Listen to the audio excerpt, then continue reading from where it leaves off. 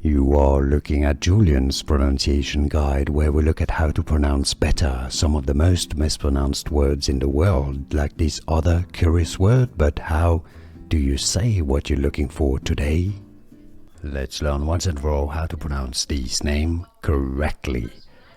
If you want to learn more confusing names that are very often mispronounced, stay tuned, I've got more videos for you. But the bad news for right now is that I'm afraid there are different pronunciations in English. So I believe the most common pronunciation, you let me know otherwise in the comments, in English is Isa.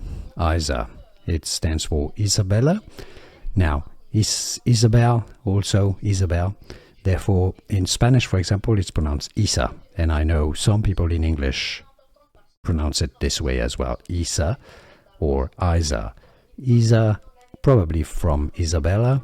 Isa probably exists as well, I'm afraid. So there are different correct pronunciations. How do you pronounce it? Where are you from?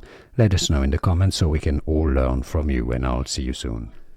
Here are more videos on how to pronounce more confusing words and names too many mispronounced. Like this video if you found it useful. I appreciate your support. I'll see you soon, and thanks for watching.